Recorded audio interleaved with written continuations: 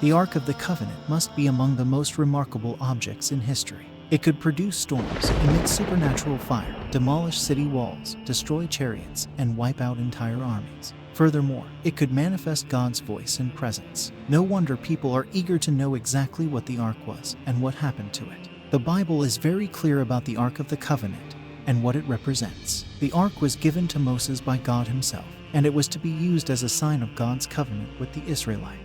It was a physical embodiment of God's presence among his people, and it was to be treated with the utmost respect and reverence. Anyone who dared to touch the Ark or look inside would be severely punished by God.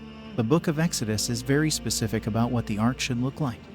2.5 cubits long, 1.5 cubits wide and high, built of acacia wood. According to archaeology, the average length of the common cubit is 45 centimeters or 1.5 foot. The chest was completely gilded with gold. 4 gold rings are to be affixed to its 4 corners, 2 on each side, and staves of acacia wood for transporting the ark are to be placed through these rings. The staves are never to be removed. The cap or red, translated as mercy seat or cover, was a golden lid adorned with 2 golden cherubim facing each other.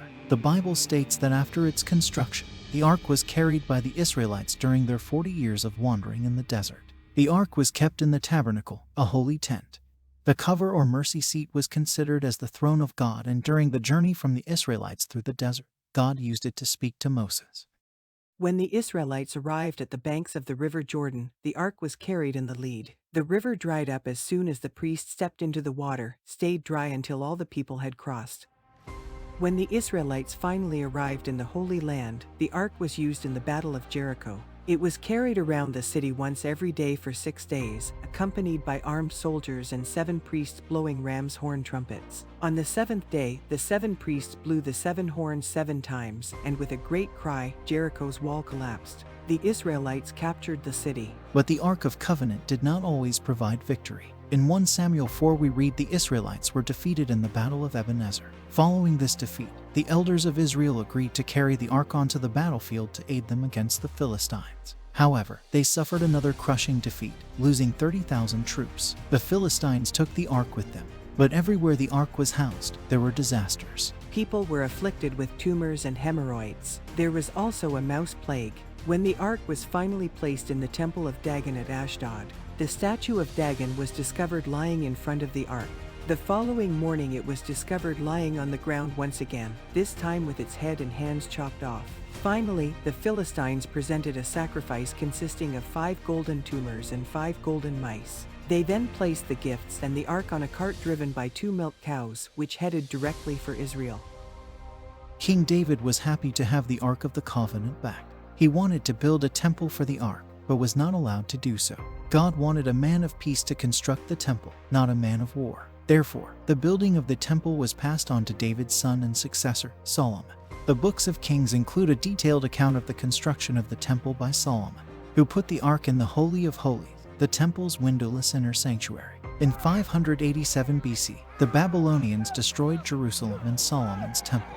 In the books of Kings and in the Chronicles, there is no mention of what happened to the ark. However, an ancient Greek version of the biblical third book of Ezra, 1 Esdras, claims that Babylonians carried away the vessels of the Ark of God, but the ark is not specifically mentioned.